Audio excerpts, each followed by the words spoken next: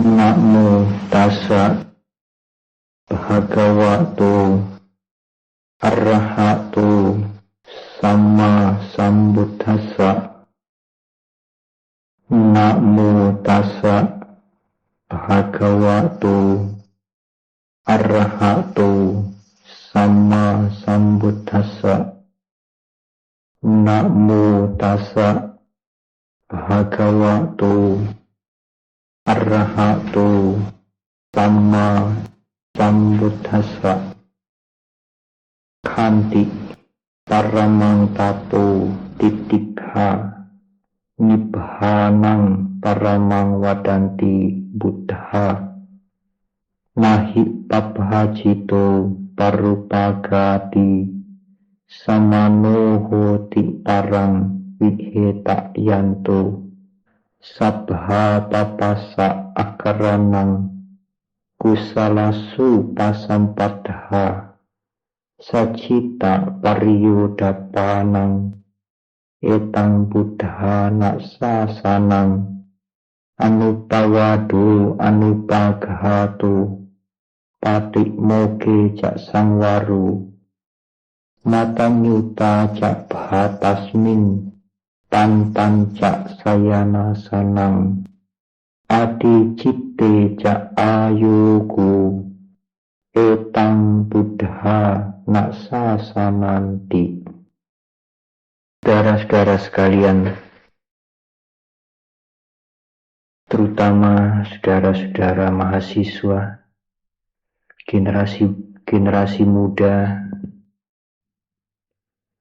keluarga Widyasena, dan umat Buddha yang berbahagia. Tiap-tiap tahun pada saat purnama di bulan Magha yang lazimnya jatuh pada sekitar Februari dan awal Maret, pada saat bulan purnama itulah umat Buddha memperingati kembali peristiwa penting yang sering disebut atau dikenal dengan sebutan Magha Puja atau Hari Raya Magha. Banyak peristiwa-peristiwa penting yang terjadi pada bulan purnama di bulan Magha ini, saudara. Tetapi di antara peristiwa-peristiwa penting itu, peristiwa berkumpulnya 1250 arahat merupakan peristiwa yang paling bersejarah. Di dalam Digha Nikaya Mahapadana Sutta disebutkan bahwa tidak hanya Buddha Gautama yang juga dikenal dengan sebutan Sakyamuni, tetapi para Buddha-Buddha yang lampau semuanya pernah dalam kehidupan para Buddha-Buddha yang lampau, semuanya pernah terjadi peristiwa seperti peristiwa Magha ini. Ribuan arahat berkumpul, bahkan para Buddha yang lampau disebutkan tidak hanya 1000 lebih, tetapi bahkan puluhan ribu.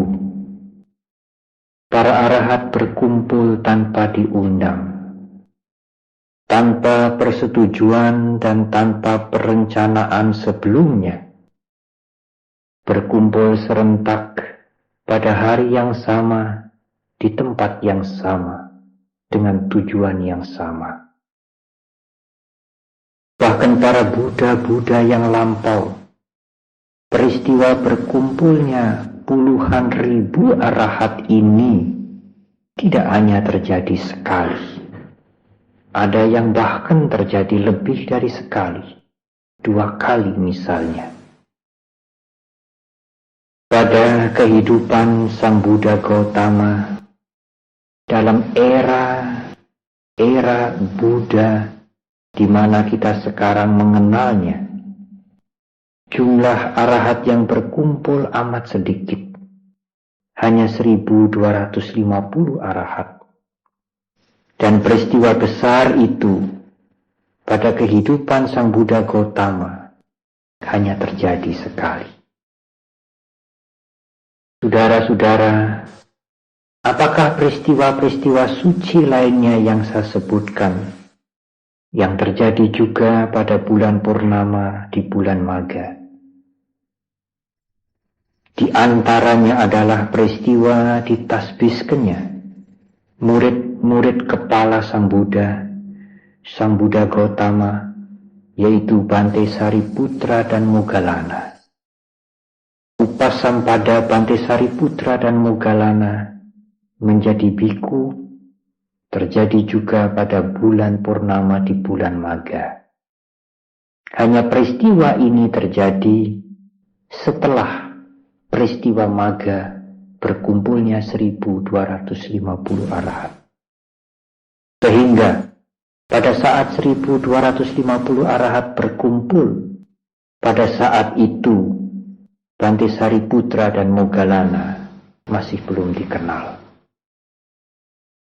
Peristiwa yang lain lagi adalah, saudara, menjelang Sang Buddha genap berusia 80. Pada purnama di bulan Magha itulah Sang Buddha mengambil keputusan 3 bulan kemudian persis, tidak kurang dan tidak lebih, aku akan mengakhiri kehidupanku untuk mencapai nirwana yang total atau parinirwana. Pada saat itulah, saudara, timbul gempa bumi berkali-kali yang meskipun tidak membawa bencana atau kerusakan, mengejutkan semua orang dan juga mengejutkan para biku. Pada saat Ananda bertanya, Sang Buddha menjawab dan menjelaskan bahwa pada saat itulah beliau bertekad untuk menentukan dengan jelas kapan beliau akan mengakhiri hidupnya. Saudara-saudara, tetapi peristiwa-peristiwa yang lain itu sangat dibandingkan dengan peristiwa berkumpulnya 1250. Maka peristiwa berkumpulnya 1250 arahat itu mempunyai arti penting yang sangat signifikan, lebih dari peristiwa-peristiwa penting lainnya. Saudara-saudara, sesungguhnya sebelum para biku mendapatkan latihan sila yang disebut dengan Patimokkha sila, yang merupakan sila-sila utama yang jumlahnya 227 dan kemudian beberapa sila-sila tambahan lainnya. Sebelum sila itu dinyatakan berlaku oleh Sang Buddha sebagai latihan bagi para biku, sebagai cara untuk membantu para biku untuk memperoleh kebebasan yang sebesar-besarnya dari kekotoran batin yang mengakibatkan penderitaan. Sebelum itu, saudara, latihan dan kemudian sila yang menjaga para biku itu hanyalah Owada Patimokkha. Hanyalah kalimat-kalimat pendek seperti yang saudara lantunkan dengan sangat indah dan kemudian saudara lakukan dengan sangat baik. Hanya itulah Patimokkha untuk para biku pada waktu itu. Setiap bulan purnama dan bulan gelap, Sang Buddha sendiri mengucapkan Owada Patimokkha yang singkat itu. Dan itulah praktek kebebasan Patimokkha untuk para biku. Mengapa demikian, saudara? Oleh karena kondisi pada waktu itu masih jernih. Kondisi pada waktu itu masih belum banyak pelanggaran-pelanggaran. Sangga masih sangat-sangat bersih. Karena tidak ada pelanggaran, maka tidak ada alasan bagi Sang Buddha untuk menggariskan Vinaya. Tetapi kemudian mengapa Vinaya menjadi begitu banyak? Dan konon di zaman Buddha Gautama ini Vinaya merupakan Vinaya yang jumlahnya sangat banyak, atau mungkin yang terbanyak dibandingkan dengan para Buddha yang lampau. Ini tidak lain, saudara, karena di zaman Buddha Gautama kemudian kehidupan manusia itu sangat merosot, demikian merosot, meskipun mungkin tidak dalam kondisi yang seperti sekarang. Banyak mereka yang hanya ingin main-main, coba-coba. Banyak mereka yang hanya ingin untuk mendapatkan kebutuhan kehidupan dengan mudah, lalu kemudian mereka menjadi biku. Para biku inilah yang kemudian melakukan pelanggaran-pelanggaran yang sangat merisaukan masyarakat, yang bahkan bisa menghancurkan jalan yang ditunjukkan Sang Buddha. Maka untuk membendung jangan sampai pelanggaran-pelanggaran itu bertambah dan menjaga supaya Sangga menjadi kuat dan melindungi mereka-mereka yang berkesungguhan untuk menjadi biku. Setiap ada pelanggaran, maka Sang Buddha kemudian menggariskan Vinaya yang baru. Saudara-saudara, memang kisah ini mungkin memprihatinkan. Banyaknya pelanggaran, maka muncullah banyak peraturan. Sang Buddha tidak pernah membuat peraturan tanpa alasan. Itulah salah satu cara Sang Buddha mengajar dan mendidik kita. Dan mereka yang melanggar pertama, Sang Buddha tidak pernah menyebutkan mereka sebagai pelanggar. Mengapa demikian? Karena peraturan belum dibuat. Demikianlah cara Sang Buddha mendidik dan memberikan contoh kepada masyarakat. Selama peraturan belum dibuat, mereka yang melakukan perbuatan tercela tidak bisa dikatakan melanggar Vinaya. Karena Vinaya itu belum diumumkan. Pelanggar-pelanggar pertama itu tidak disebut sebagai biku yang melanggar Vinaya. Tetapi setelah Vinaya diumumkan, maka Vinaya itu harus ditaati. Pada saat mereka melakukan pelanggaran, karena melakukan tindakan yang tidak sesuai dengan peraturan itu, maka hukum harus ditegakkan. Karena pelanggaran telah diumumkan, para biku yang melakukan tindakan yang sesuai, maka tindakan itu adalah pelanggaran. Karena Vinaya atau peraturan telah ditetapkan. Saudara-saudara, para biku yang berkumpul 1250 itu, semuanya telah mencapai tingkat kesucian arahat. Katang karaniam, tidak ada lagi yang harus dilatih. Apa yang harus dilatih telah dilatih. Apa yang harus dicapai sudah dicapai. Dan 1250 arahat ini semuanya ditasbihkan oleh Sang Buddha sendiri dengan cara yang amat sederhana, dengan formula yang amat pendek. Kalimat Pali ini dimulai dengan ungkapan ehi biku, sehingga tata cara pentasbisan yang dilakukan Sang Buddha sendiri itu disebut pentasbisan ehi biku atau ehi biku upasampada. Sang Buddha mentasbiskan mereka dengan mengungkapkan, dengan mengundang mereka dengan ungkapan kalimat ehi biku swakato dhammo cara brahmacaryang sama kasa antakiriyayati. Ehi biku, datanglah kemari para biku. Swakato dhammo, dhamma telah dibabarkan dengan jelas. Cara brahmacaryang, tempuhlah kehidupan suci. sama dukasa antakiriyayati. Lenyapkan penderitaan secara total. Itulah kalimat yang digunakan Sang Buddha untuk mentasbihkan para biku yang ditasbihkan oleh beliau sendiri. Mengapa demikian, saudara? Karena kemudian setelah timbul kasus-kasus yang bermacam-macam, pentasbihan ehibiku tidak dilakukan oleh Sang Buddha lagi. Pentasbihan itu diubah menjadi complicated, agak panjang dengan syarat-syarat tertentu. Dan semua biku dengan syarat-syarat tertentu yang didukung oleh Sangga boleh melakukan upasampada.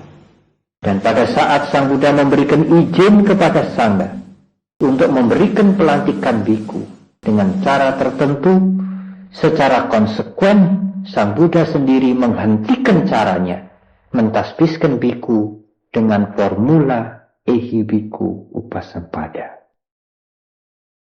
Saudara-saudara, meskipun di zaman Buddha Gautama kemudian tidak pada masa awal banyak para biku yang melakukan pelanggaran sehingga ada alasan Sang Buddha untuk membuat winaya, membuat peraturan, menetapkan sila. Sehingga peraturan atau sila itu menjadi sangat banyak. Dan bahkan dikatakan di zamannya Buddha Gautama, winaya itu merupakan winaya yang terbanyak dibandingkan dengan Buddha-Buddha yang lampau. Memprihatinkan, saudara, mengapa pelanggaran terjadi begitu banyak. Tetapi keprihatinan itu membawa hikmah. Karena Buddha Gautama menggariskan winaya yang cukup banyak, bahkan yang sangat banyak, yang terbanyak dibandingkan dengan Buddha-Buddha yang lampau. Maka sampai sekarang dan bahkan kemudian ribuan tahun kemudian, agama Buddha ini akan bertahan. Mengapa agama Buddha bertahan? Karena para biku bertahan menjalankan winaya. Mengapa para biku bertahan? Karena dilindungi dan dijaga oleh peraturan yang sangat banyak. Peraturan yang banyak itu melindungi para biku, sehingga hal-hal yang tidak patut tidak dilakukan. Ada daftar, ada acuan yang lengkap, apakah yang patut, apakah yang menjadi penghalang, sehingga kalau dilakukan menjadi rintangan. Justru acuan Sang Buddha itu lengkap, maka para biku itu berhati-hati, bertahan. Dan selama para biku bertahan, agama Buddha ini tidak akan lenyap. Meskipun abhidhamma tenggelam, meskipun suta-suta dilupakan, selama winaya masih dijalankan dengan sekuat tenaga, maka Buddha Dhamma akan tetap bertahan. Dan di dalam kitab suci dikatakan, justru ajaran atau dhamma yang dibabarkan Buddha Gautama ini yang akan bertahan paling lama dibandingkan dengan dhamma yang dibabarkan oleh Buddha-Buddha yang lampau. Mengapa demikian? Karena para biku dijaga dengan winaya yang cukup banyak. Meskipun winaya yang cukup banyak itu muncul karena pelanggaran-pelanggaran yang cukup banyak di zaman Sang Buddha. Saudara-saudara, mungkin dengan menyimak kisah ini, kesimpulan yang ditarik adalah hal-hal yang kadang-kadang membuat kita menyesal. Hal-hal yang kadang-kadang membuat kita kemudian timbul pikiran yang kalut.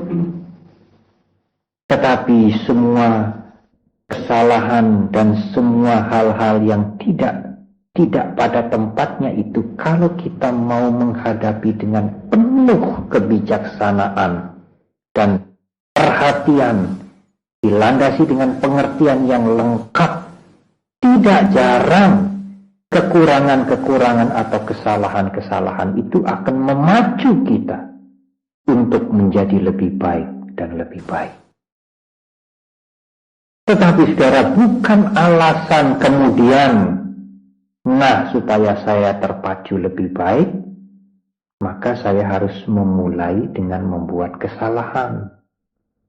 Kalau demikian saudara, maka niat membuat kesalahan itu justru akan menghancurkan saudara untuk menuju ke arah yang lebih jelek. Apapun kekilafan, apapun kekurangan, apapun kegagalan yang saudara lakukan, jadikanlah pelajaran. Kajilah dan kemudian membuat resolution, membuat tekad untuk kemudian menjadi lebih baik di hari kemudian. Kesalahan-kesalahan yang dilakukan oleh para biku yang mutunya mungkin rendah dibandingkan dengan mutu para biku di zaman Buddha-Buddha yang lampau. Sang Buddha dengan amat bijak sekali menggunakan fenomena itu, menggunakan peristiwa-peristiwa yang mungkin tidak begitu menyenangkan itu menjadi satu hal yang membuat Dhamma atau Dharma ini justru bisa bertahan. Alangkah baiknya saudara, kalau saudara juga berpandai-pandai melihat kegagalan-kegagalan saudara, kekecewaan yang mungkin timbul, atau mungkin penyesalan yang timbul, kesalahan-kesalahan yang saudara lakukan, dengan sangat bijaksana seperti Sang Buddha, kemudian saudara memperluas wawasan saudara, melengkapi pengertian saudara, dan menjadikan itu sebagai landasan untuk mencapai kemajuan. Saudara-saudara, kalau saudara mengikuti, menyimak isi Owada Patimokkha, maka Owada Patimokkha itu berisi tidak lain adalah praktek, langsung kepada praktek apa-apa yang harus kita lakukan, apa-apa yang harus kita kerjakan. Owada Patimokkha yang dikhotbahkan Sang Buddha pada peristiwa yang sangat penting itu, 1250 arahat berkumpul. Kalau dibandingkan dengan peristiwa Asada, meskipun dikatakan khotbah yang pertama, yang sebelum itu manusia tidak mendengar Dharma, khotbah yang pertama itu hanya didengar 5 pertapa, yang semuanya adalah putu jana, orang biasa. Justru setelah mendengar khotbah itu, salah seorang yang tertua, kondanya, mencapai tingkat kesucian yang paling rendah, Sotapanna. Apalagi pada peristiwa penerangan sempurna, saudara, tidak ada seorang pun yang menyaksikan peristiwa itu. Sang Buddha berjuang sendiri, dan pada saat mencapai penerangan sempurna, beliau seorang diri. Kelima temannya sudah pergi, seolah-olah tidak bertahan, ya, tidak mempunyai keuletan untuk menemani Sang Buddha, menemani Bodhisattva Siddhartha dalam mencapai cita-citanya, kebebasan. Pada saat khotbah pertama hanya 5 pertapa orang biasa, tetapi pada saat Magga 1250 semuanya adalah para biku yang telah mencapai kesucian sempurna. Tidak ada lagi kekotoran batin meskipun menyelinap halus yang tersembunyi di batinnya. Kesemuanya telah bebas dan mencapai kebebasan. Tidak ada lagi latihan, tidak ada lagi yang harus diselesaikan. Apa yang dicapai sudah tercapai. Saudara-saudara, bahkan konon 1250 biku ini tidak hanya sekedar arahat kinasawa. Arahat kinasawa itu adalah orang-orang atau para biku yang telah mencapai kesucian sempurna, bebas dari kekotoran batin saja. Tidak ada kecakapan-kecakapan lebih. Tetapi konon 1250 biku yang ditasbihkan oleh Sang Buddha sendiri itu tidak hanya arahat Hinasawa, tetapi arahat Calabinya. Kesemuanya mempunyai 6 abinya, 6 kesaktian, 5 kesaktian duniawi, dan yang satu adalah kesaktian supra duniawi. 5 lokia abinya, dan yang satu lokutara abinya. Saudara-saudara, seperti saya singgung di depan, Owada Patimokkha yang 3 bait itu, Sang Buddha tidak menyinggung pandangan-pandangan filosofis, tidak menyinggung hukum-hukum alam. Semuanya adalah praktek yang langsung menuntut kita untuk mengaplikasikan itu dalam kehidupan kita sehari-hari.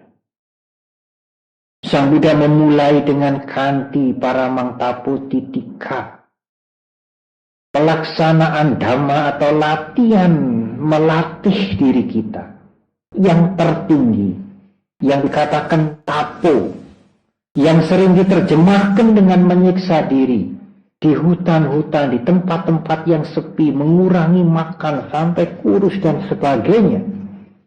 Sang Buddha justru menerjemahkan cara bertapa yang tertinggi ini adalah kesabaran, keuletan, pantang menyerah, setia menempuh cita-cita yang memang sudah dilihat bahwa cita-cita itu benar dan manusia mampu mencapai, bermanfaat untuk semua orang, dan saudara mempertahankan itu untuk mencapainya dengan penuh keuletan. Itulah Kanti. Kanti tidak boleh diterjemahkan kesabaran seperti orang yang sabar menanti, sabar menunggu, tidak mengeluh. Tetapi kalau dia ditanya, dia tidak tahu apa yang ditunggu. Itu bukan Kanti, saudara. Kesabaran itu menjadi cara bertapa yang bermanfaat kalau kesabaran itu dilandasi dengan pengertian yang lengkap, sampajanya, tahu yang diperjuangkan, tahu yang dipertahankan, benar, berguna, dan bermanfaat. Saudara-saudara, baik bait yang kedua maupun bait yang ketiga, hindarilah kejahatan, perbuatan-perbuatan yang destruktif, yang merusak engkau sendiri dan merusak orang lain. Meskipun perbuatan jahat ini sering dibungkus dengan rasa yang amat manis, dengan gula-gula yang amat memikat, yang kadang-kadang kita tidak tahan untuk tidak menikmati. Kemudian kita jatuh di dalam kejahatan. Justru kejahatan yang sangat memikat, yang dibungkus dengan manisan yang sangat-sangat menarik itu, memberikan kenikmatan sepintas, tetapi memberikan kehancuran yang sangat panjang. Tidak jarang, saudara, orang-orang yang kemudian teledor sembrono karena tertarik oleh lapisan yang manis itu, dia melakukan kejahatan, dan kehancurannya itu untuk membangun kembali memerlukan waktu bertahun-tahun. Bukan hanya sekedar kehancuran fisik, itu tidak seberapa, saudara, tetapi kehancuran mental. Kalau saudara suatu ketika diserang oleh kehancuran mental, maka untuk mengembalikan lagi, untuk tumbuh semangat, tumbuh gairah kembali, itu tidak jarang membutuhkan waktu bertahun-tahun. Oleh karena itu, saudara, waspadailah segala sesuatu. Jangan sampai tindakan Anda itu menjerumuskan Anda sendiri. Kusalasa upasampada, tambahlah kebaikan. Saudara-saudara, saya sangat mendukung nafsu-nafsu kita, dorongan-dorongan yang timbul dalam diri kita, mencintai yang bagus, mencintai yang baik, menyenangi yang enak, menyenangi yang menyenangkan, dan sebagainya.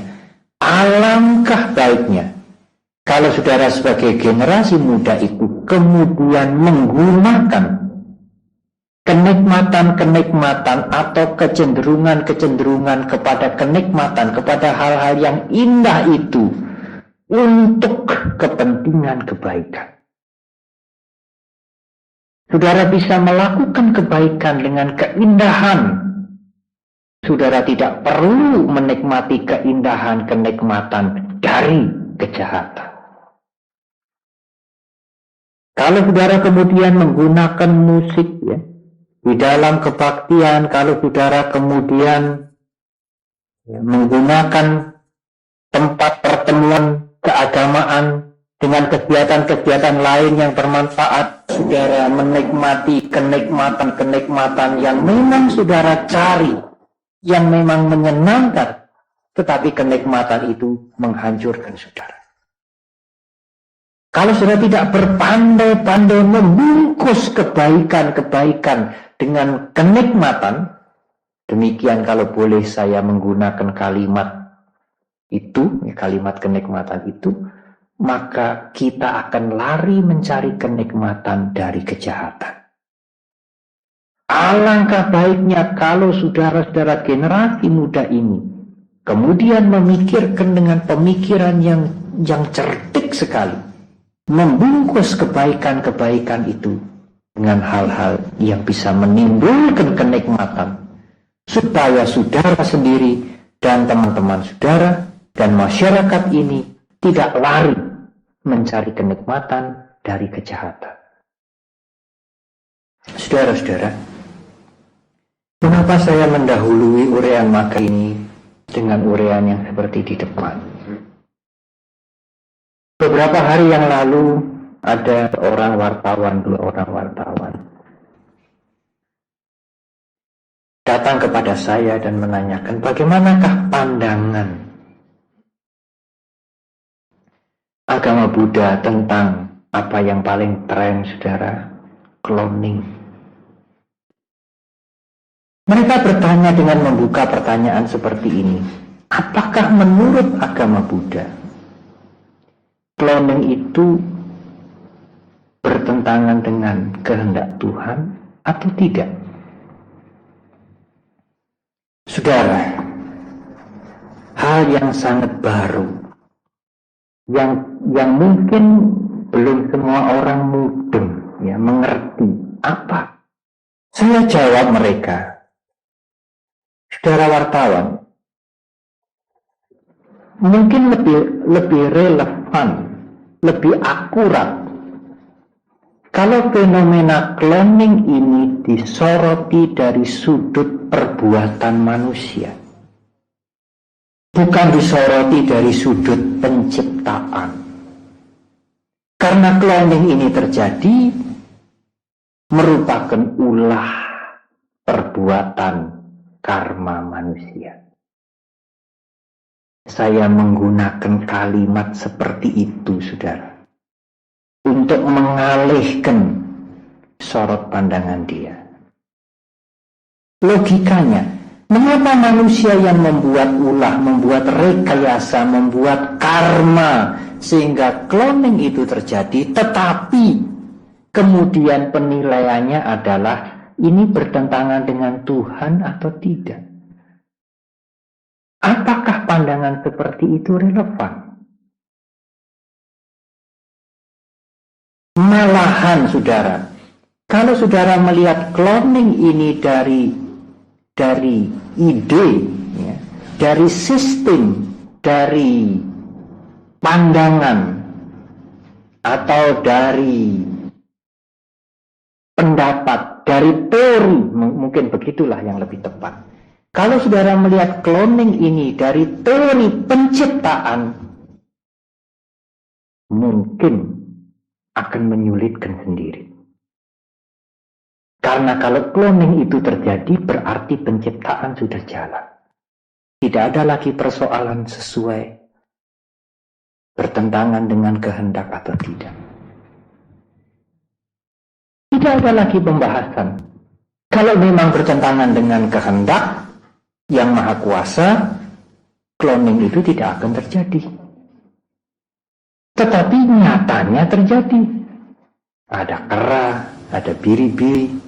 Bahkan saya mendengar ilmuwan Skotlandia sudah siap membuat cloning manusia. Kalau toh itu terjadi, dan mereka juga hidup sempurna, maka tidak ada lagi teori penciptaan untuk dibicarakan. Itu sudah sesuai dengan penciptaan. Kalau tidak sesuai dengan penciptaan, tidak akan tercipta.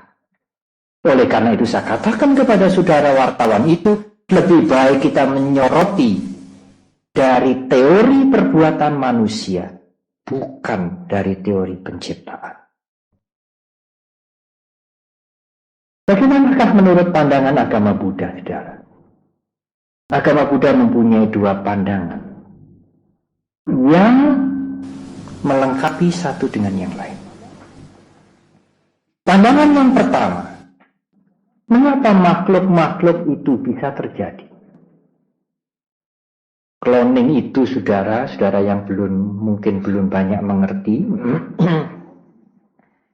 makhluk bisa muncul bukan dari hubungan, diambil bagian-bagian tertentu dari satu makhluk, kemudian ilmuwan itu bisa membuat makhluk itu persis dengan induknya, fisiknya, dan juga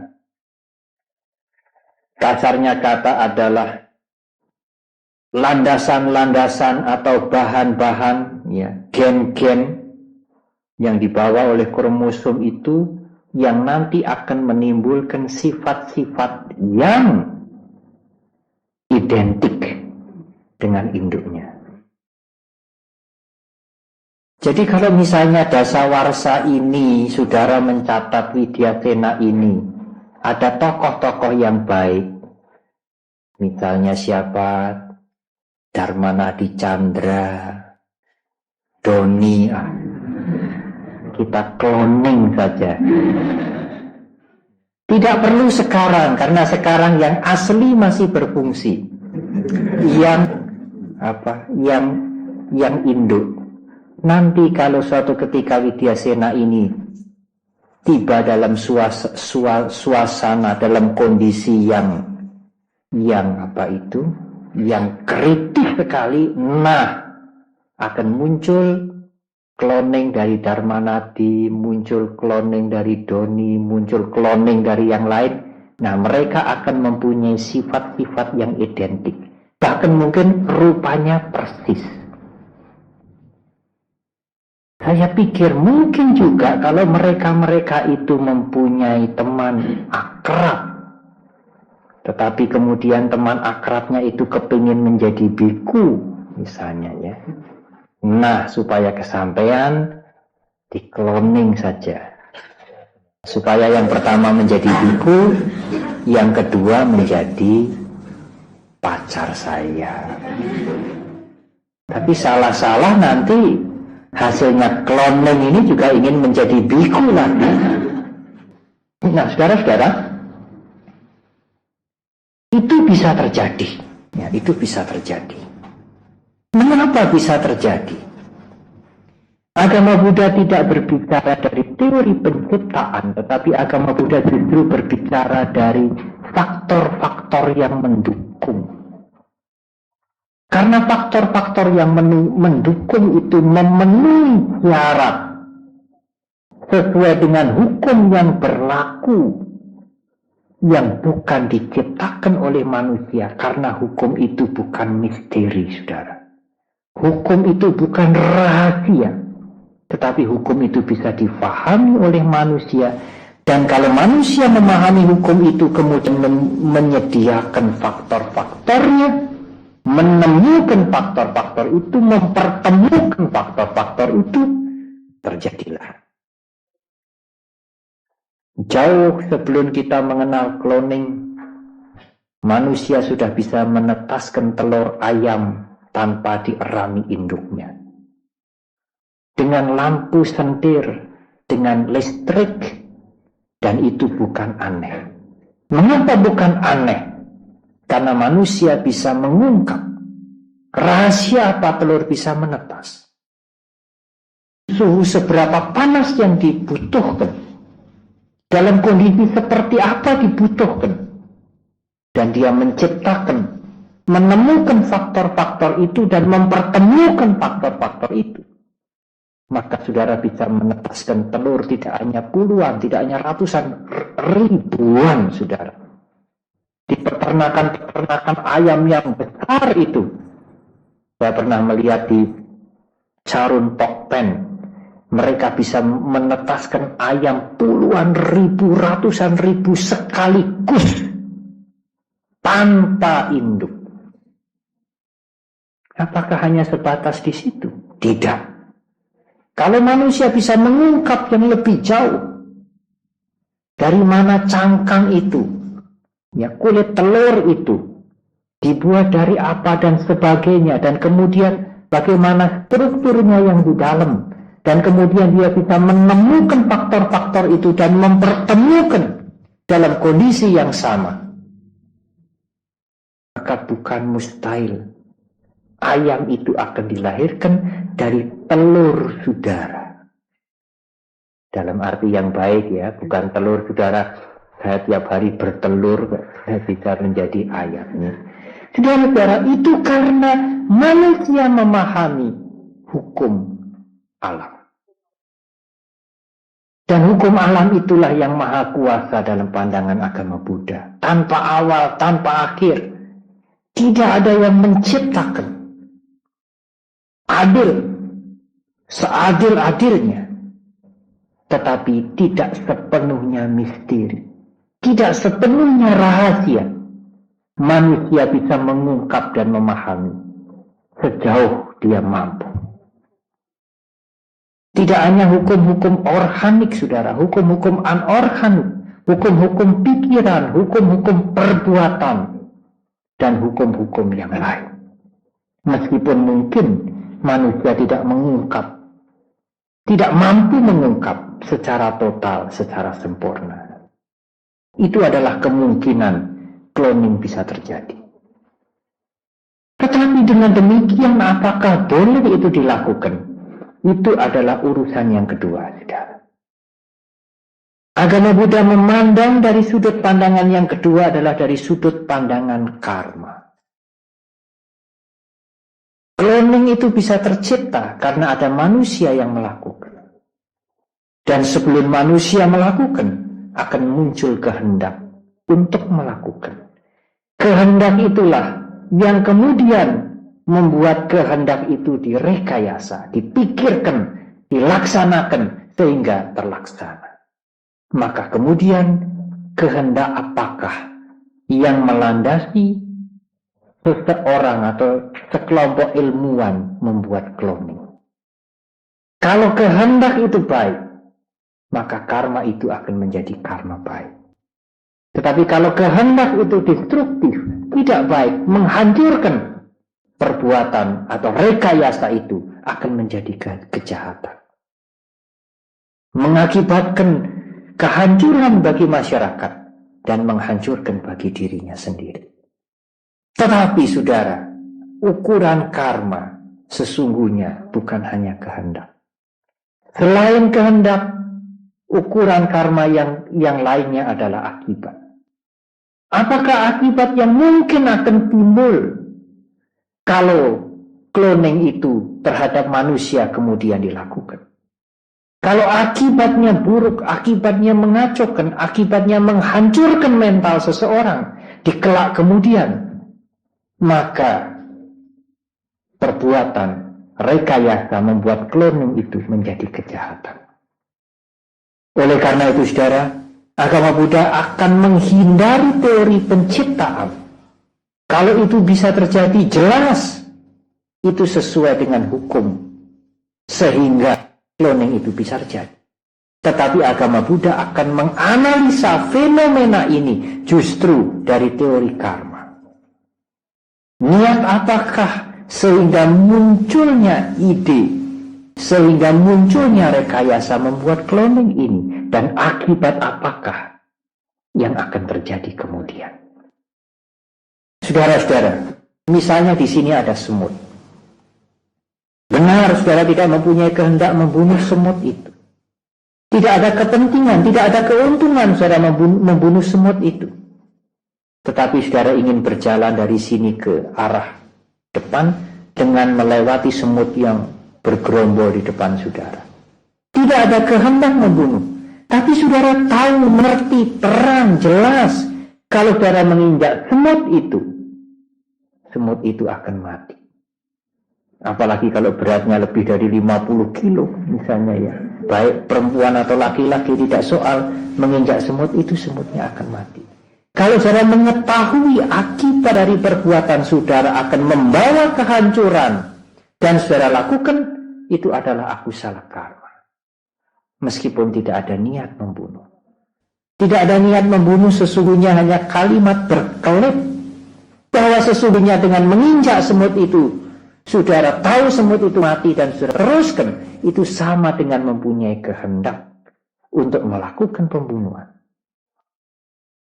Mungkin menciptakan cloning dengan kehendak yang baik, untuk menciptakan manusia-manusia yang baik, menyingkirkan yang tidak baik, mengisi dunia ini lebih baik, membuat dunia ini lebih maju. Tetapi cobalah kita lihat, cobalah dianalisa kembali, dipikirkan kembali dengan secermat-cermatnya, dengan sejernih-jernihnya.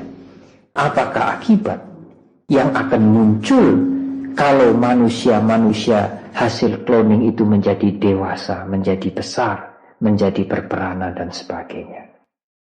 Itulah pandangan agama Buddha, saudara. Saya pikir, tidak hanya saya rasa, sudut pandangan agama Buddha menganalisa, menyoroti, menyelidiki, mencari tahu tentang cloning ini dari teori karma akan lebih akurat daripada melihat cloning ini dari teori penciptaan. Saudara-saudara, demikian juga dalam kehidupan kita sehari-hari. Cobalah saudara-saudara berusaha untuk mengamat-amati setiap saat tindakan-tindakan saudara. Suatu ketika mungkin saudara bertindak dengan sangat emosional sekali. Karena tindakan saudara itu membawa kenikmatan, membawa kepuasan. Tetapi seperti saya sampaikan di depan, kenikmatan dan kepuasan itu seperti membungkus kejahatan dengan hal-hal yang sangat menarik, tetapi kemudian mengakibatkan penderitaan. Bahkan saudara, akhir-akhir ini saya baru saja tadi sore mendapatkan buku, mungkin di sini dijual. Sekarang ini justru yang lebih penting bukan IQ, bukan kadar intelektualitas manusia, tetapi kadar emosional manusia. Itulah yang akan menentukan saudara berhasil atau tidak. Tidak peduli bagaimana tinggi kecakapan intelektualitas saudara, kecakapan intelek saudara. Tidak peduli bagaimana saudara bisa hadir di tengah-tengah masyarakat dengan segala fasilitas saudara. Kalau saudara gagal memanage, menguasai emosi saudara, maka saudara tidak mungkin akan berhasil dalam kehidupan ini. Manusia yang berhasil bukan manusia yang intelek, bukan manusia yang cerdas, tetapi manusia yang mempunyai kematangan jiwa, kedewasaan emosi, dan ketenangan batin. Itu adalah penemuan terakhir dari serangkaian riset, saudara. Bahwa mereka yang mempunyai kedewasaan jiwa, kematangan emosi, mereka itulah yang akan berhasil dalam hidupnya. Tidak semata-mata kecakapan intelektual. Kecakapan intelektual konon disebutkan hanya berperanan 20%. Tidak sampai 50%. Kepandaian saudara hanya akan memberikan kontribusi untuk keberhasilan hidup saudara Sekarang maupun di kelak kemudian hari hanya 20%. Sedangkan keberhasilan saudara yang lain lebih ditentukan dari seberapa jauh saudara bisa membawakan emosi saudara, kejiwaan saudara, ketenangan batin saudara. Saudara-saudara, beragama memang sangat bermanfaat. Saudara aktif di Widyasena, aktif di wihara-wihara, dan kegiatan-kegiatan keagamaan itu juga banyak menimbulkan kegiatan-kegiatan sosial yang bermanfaat. Kegiatan-kegiatan yang bisa dirasakan oleh masyarakat. Kegiatan-kegiatan bersama, bergabung bersama, berteman, kemudian melakukan kegiatan-kegiatan yang menarik bersama-sama. Tetapi saudara, saya ingin mengingatkan saudara, beragama boleh dikatakan mempunyai dua sisi, dua segi. Kegiatan bersama, kegiatan sosial, dan kegiatan spiritual. Kalau saudara hanya beragama, mempelajari Buddha Dhamma, hanya supaya saudara mempunyai kesempatan untuk berkumpul bersama-sama, melakukan kegiatan bersama-sama, piknik bersama-sama, berolahraga bersama-sama, bersembahyang bersama-sama, timbullah keakraban, persaudaraan, kehangatan. Dan selain itu, saudara tidak memikirkan yang lebih berharga, yang lebih esensial, maka tidak banyak manfaatnya, saudara. Memang agama memberikan kegiatan seperti itu, kegiatan sosial kemasyarakatan. Tetapi jangan dilupakan, beragama, mempelajari Dhamma juga untuk kepentingan spiritual saudara. Kalau saudara tidak mendapatkan kemajuan spiritual, tidak mendapatkan benefit, manfaat spiritual, maka kepentingan, keuntungan, kegiatan sosial, kemasyarakatan ini tidak akan banyak membantu saudara. Oleh karena itu saya merasa sangat bersyukur, berbahagia, puas bahwa saudara-saudara dalam usia yang relatif muda mempunyai hubungan dan mempunyai kepedulian yang sangat-sangat tinggi kepada kehidupan keagamaan. Peliharalah kehidupan keagamaan dalam kebersamaan ini, dan jangan melupakan juga kehidupan keagamaan untuk meningkatkan spiritual saudara, untuk meningkatkan batin saudara. Karena itu akan menjadi bekal yang sangat berharga, akan memberikan peranan yang sangat berharga bagi saudara di kelak kemudian hari. Saudara-saudara, inilah mungkin agak panjang renungan atau uraian Dhamma pada peringatan Magha, hari suci Magha atau Magha Puja pada kesempatan ini. Marilah kita maju terus melakukan hal-hal yang positif dan menjauhi hal-hal yang destruktif, meskipun hal-hal yang destruktif itu sangat menarik dan memikat kita. Marilah kita berusaha untuk mencari manfaat spiritual yang lebih tinggi, dan lebih tinggi, sehingga kehidupan kita ini membawa manfaat dan menjadikan kehidupan yang sangat berharga, sangat berarti sekarang dan untuk selanjutnya. Saya kira cukup sekian dan terima kasih. Semoga semua makhluk berbahagia.